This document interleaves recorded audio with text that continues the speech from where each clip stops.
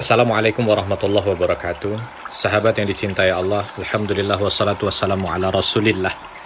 Kembali kita bersua dan berjumpa. Insya Allah pada kesempatan kali ini kita akan mencoba mengambil sedikit cerita dari sahabat yang mulia Thalhah bin Ubaidillah.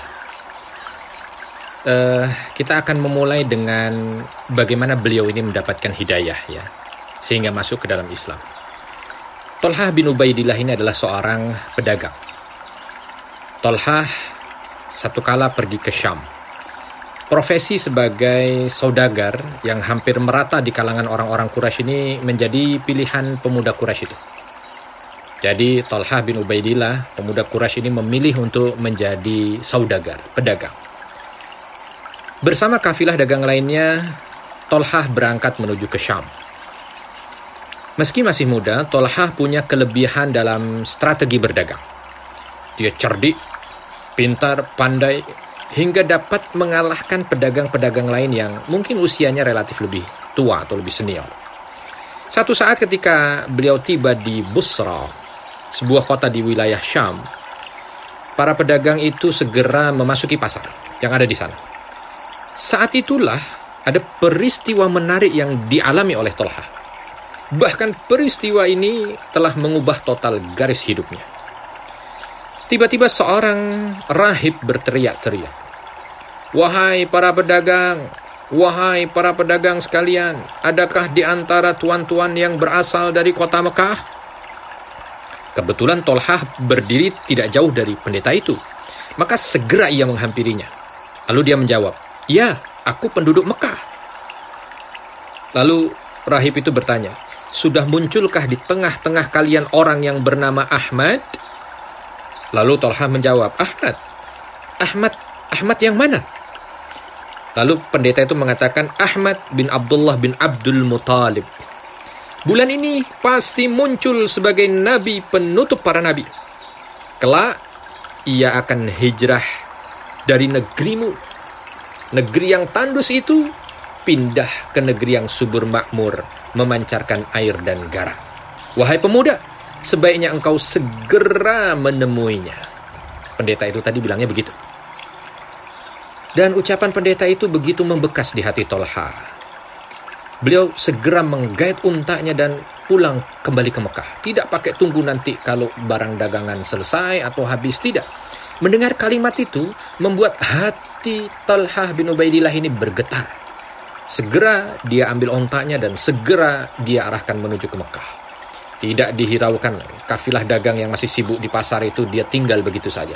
Padahal beliau adalah seorang saudagar. Perjalanan akhirnya menghantarkan beliau sampai di Mekah. Lalu tibanya di Mekah, Thalhah langsung bertanya kepada keluarganya, "Apakah ada peristiwa penting yang terjadi di Mekah sepeninggalku?" Lalu keluarganya pun menjawab, "Ada. Muhammad bin Abdullah mengatakan dirinya nabi. Abu Bakar pun mempercayainya dan telah mengikuti apa yang dikatakannya," jawab mereka begitu. Lalu dalam hati Thalhah mengatakan, "Aku kenal Abu Bakar. Dia seorang yang lapang dada, penyayang dan lemah lembut. Dia pedagang yang berbudi pekerti yang tinggi dan teguh hatinya. Aku pun berteman baik dengan dia. Banyak orang yang menyukai majelisnya karena dia ahli sejarah Quraisy dan mengetahui silsilah keturunan suku ini." Itu yang ada dalam hati Thalhah ketika mendengar keluarganya mengatakan Abu Bakar masuk ke dalam agama Muhammad. Setelah itu, langsung Thalhah mencari Abu Bakar. Begitu bertemu, langsung menanyakan perihal yang didengarnya. "Wahai Abu Bakar, benarkah Muhammad bin Abdullah telah menjadi nabi dan engkau mengikutinya?" "Betul," jawab Abu Bakar. Lalu Abu Bakar menceritakan kisah Nabi SAW sejak peristiwa pertama di Gua Hira sampai turunnya ayat pertama. Dan tak lupa setelah itu Abu Bakar mengajak Thalhah untuk masuk ke dalam Islam. Usai Abu Bakar bercerita, Thalhah gantian bercerita tentang pertemuannya dengan pendeta di Busra. Abu Bakar tercengang mendengar cerita itu. Lalu beliau mengatakan, "Mari kita temui Nabi kita dan ceritakan padanya peristiwa yang kau alami dengan pendeta Busra itu. Lalu dengarkan pula apa yang akan dikatakan Muhammad tentang agama yang dibawanya, agar engkau tahu dan engkau mau mengikuti apa yang diajarkannya." Lalu kedua orang ini bergegas berjumpa dengan Nabi Shallallahu Alaihi Wasallam. Nabi Shallallahu Alaihi Wasallam pun menceritakan tentang apa itu Islam kepada Talha. Selain itu Rasulullah juga mengabarkan tentang kebaikan dunia dan akhirat serta membacakan beberapa ayat yang ada dalam Al-Quran. Talha merasa dadanya begitu lapang. Ia lantas menceritakan pengalamannya bersama dengan pendeta Busra. Mendengar itu Rasulullah sangat gembira. Kegembiraan itu terpancar jelas di wajahnya. Talha langsung mengucapkan 2 kalimat syahadat, menunjukkan ikrarnya untuk menjadi pengikut Nabi Muhammad SAW. Asyhadu an la ilaha illallah wa asyhadu anna Muhammadar Rasulullah. Dan Talha pun menjadi orang keempat yang menyatakan Islam di hadapan Abu Bakar radhiyallahu anhu.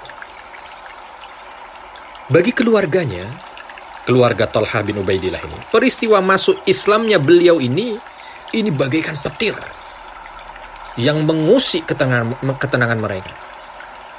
Keluarganya amat gelisah, terutama ibunya, karena ibunya pernah berharap agar Talha kelak menjadi pemimpin kaumnya. Apalagi bakat mulia itu betul-betul tersimpan dalam diri anaknya itu. Tapi tiba-tiba apa gerangan justru menjadi pengikut Muhammad. Orang-orang sesuku Talha berusaha keras membujuknya agar keluar dari Islam. Mula-mula hanya dirayu, dibujuk. Namun pendirian Talha yang begitu kokoh bagaikan gunung karang itu sulit untuk ditembus. Setelah putus asa dengan cara lemah lembut, maka akhirnya mereka bertindak kasar. Siksaan demi siksaan mulai mendera tubuh anak muda yang santun itu. Pernah diceritakan oleh salah seorang sahabat, Mas'ud ibn Khurasi. Pada suatu hari, kata beliau, ketika aku sedang melaksanakan sa'i antara Safa dan Marwah, aku melihat sekelompok orang menggiring seorang pemuda dengan tangan terbelenggu di lehernya.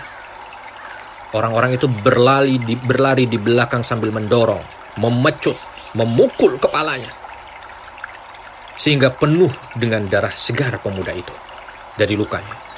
Di tengah kerumunan orang itu ada seorang wanita lanjut usia, terus berteriak mencaci maki pemuda itu.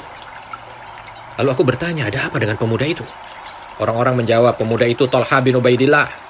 Dia telah keluar dari agama nenek moyangnya. Dia sudah mengikut Muhammad anak Bani Hashim. Jawab mereka begitu. Lalu Mas'ud pun bertanya, siapa wanita itu? Itu adalah ibunya Talha. Tak hanya itu yang dialami Talha, sahabat sekalian.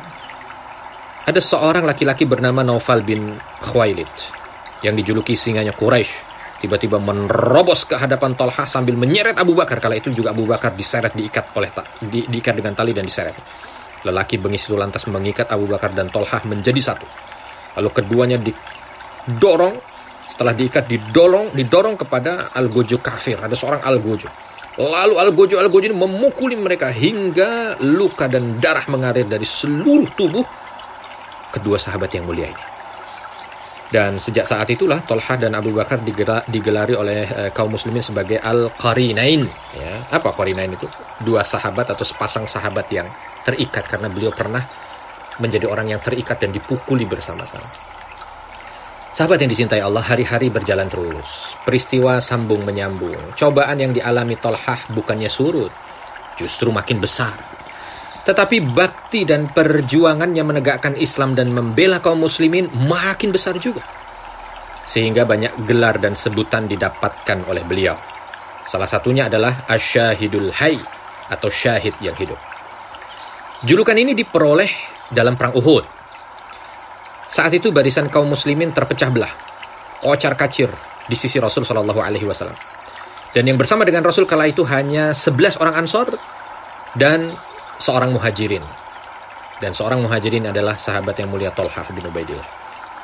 Rasulullah dan sahabat-sahabat yang mengawal beliau itu naik ke bukit. Tapi dihadang oleh kaum musyrikin dengan jumlah yang jauh lebih besar dengan senjata yang lebih lengkap. Lalu Nabi mengatakan, siapa yang berani melawan mereka, maka dia akan menjadi temanku kelak di surga. Saya, jawab Talha seketika langsung. Lalu Rasul mengatakan, tidak, jangan engkau harus tetap di tempat. Ya, maka ada seorang sahabat Ansor mengatakan, aku wahai Rasul. Maka Rasul mengatakan, iya, majulah.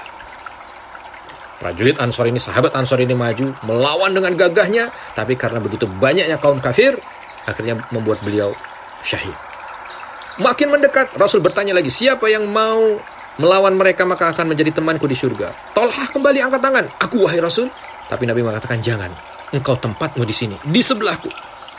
Lalu salah seorang sahabat Ansor kembali menyatakan diri, aku wahai Rasul. Diminta untuk maju oleh Rasul, syahid. Terus begitu, sampai habis 11 sahabat Ansor ini. Tersisa hanya sahabat Tolhah bin Ubaidillah. Lalu ketika itulah, maka Nabi SAW mengatakan, Tolhah, sekarang waktunya untukmu, wahai Tolhah. Tolhah maju, menerkam musuh, menghalau mereka sekuat tenaga, agar jangan sampai menghampiri Rasul SAW. Kemudian Tolhah kembali ke dekat Rasul dan menaikkan sedikit ke bukit. Disandarkannya tubuh Rasul yang mulia di sebuah batu. Kala itu gigi taringnya beliau sudah patah, kening, bibirnya sudah robek, darah mengucur dari muka beliau. Sedikit Tolhah menyapu darah yang ada di wajah Nabi yang mulia itu. Setelah itu Tolhah kembali menyerang, sehingga berhasil mengusir dan menewaskan orang-orang kafir yang ada di seputar Nabi SAW. Saat itu Abu Bakar dan Abu Ubaidah bin Jarrah berada agak jauh dari Rasul. Tapi tak berapa lama, keduanya langsung mendekat kepada Rasul SAW. Begitu mereka berdua mendekat kepada Nabi, langsung Nabi mengatakan, tinggalkan aku. Bantulah Tolhah sahabat kalian. Lalu keduanya bergegas mencari Tolhah. Ketika ditemukan Tolhah dalam keadaan pingsan sahabat. Badannya berlumur darah segar. Tidak kurang sekitar 79 luka bekas tebasan pedang, tusukan lembing, lemparan panah memenuhi tubuhnya. Bahkan pergelangan tangannya putus sebelah. Mereka mengira Tolhah sudah gugur, syahid. Tapi ternyata masih hidup. Karena itulah diberi oleh Nabi SAW gelar. Apa dia gelarnya? Syahid yang hidup. Gelar itu diberikan Rasul SAW melalui sabdanya. Siapa yang ingin melihat orang berjalan di atas muka bumi sesudah mengalami kematiannya, maka lihatlah kepada sahabatku Tolhah. Sejak saat itu, jika orang membicarakan perang Uhud di hadapan Abu Bakar selalu menyahut, perang hari itu adalah peperangan milik Tolhah seluruhnya. Ada gelar lain yang diberikan juga kepada Tolhah oleh Nabi SAW. Apa dia? Tolhah al-Khair. Tolhah yang baik. Karena kisahnya satu hari dalam bisnisnya, Tolhah mendapat untung sangat besar. Sepulang berdagang dari Hadramaut, beliau membawa keuntungan 700.000 dirham. Malam harinya, beliau terlihat sekali ketakutan, gelisah, risau. Padahal dapat keuntungan yang begitu besar dan melimpah ya. Tapi risau, gelisah, takut. Melihat itu istrinya Ummu Kulsum bertanya, wahai suamiku, mengapa engkau gelisah? Apakah kau telah melakukan kesalahan atau kami melakukan kesalahan? Maka Tolhah menjawab, tidak wahai istriku, engkau adalah istri yang baik dan setia. Tidak ada kesalahan yang kau lakukan. Tapi ada yang mengganggu pikiranku sejak semalam. Pikiran seorang hamba kepada Rabbnya. Bagaimana dia tidur sedang hartanya masih menumpuk di rumahnya. Tidak pantas bagiku untuk tenang dengan harta ini. Masya Allah. Lalu istrinya pun menjawab, mengapa engkau risau wahai suamiku? Bukankah banyak yang membutuhkan pertolonganmu besok? Besok pagi, uang ini akan kita bagikan semuanya kepada mereka. Langsung wajah ceria terpancar di wajah sahabat Tolhah. Beliau mengatakan kepada istrinya, semoga Allah merahmatimu. Sungguh engkau wanita yang mendapatkan taufik dari Allah Subhanahu wa Ta'ala. Esoknya ketika hari masih begitu pagi, uang-uang itu sudah disiapkan semuanya. Dimasukkan ke pundi-pundi, ke tempat-tempat yang siap untuk dibagi. Dan sesaat kemudian, uang yang begitu besar jumlahnya itu sudah berpindah tangan ke fakir miskin, fuqara, ansor, dan muhajirin. Masya Allah. Dan bukan hanya itu, gelar-gelar lain yang diberikan Rasulullah juga masih banyak. Tolhah al-Jud, Tolhah yang pemurah, karena tidak ada orang yang datang kepada Tolhah mengadukan masalahnya dari dunianya kecuali pulang dengan senyuman karena tercukupi dunianya oleh Tolhah. Lalu ada yang mengatakan, yang menyebutkan juga Tolha al-Fayyad atau Tolha yang begitu dermawan karena tidak pernah ada sisa dari hartanya kecuali dia sampaikan untuk kebaikan orang-orang yang membutuhkan. Dan masih banyak lagi lainnya. Hingga akhir hayatnya. Perjuangan sahabat itu tidak kenal henti. Baik dengan ilmunya, jiwanya, hartanya. Sebuah sejarah besar telah diukir. Sejarah itu bernama Tolhah bin Ubaidillah. Semoga kita termasuk orang-orang yang selalu meneladani segala sifat baik beliau. Sehingga dunia ini mampu untuk kita jadikan sebagai anak tangga menuju surga Allah Subhanahu wa Ta'ala. Saya Arifin Nugroho untuk sahabat sekalian. Assalamualaikum warahmatullahi wabarakatuh.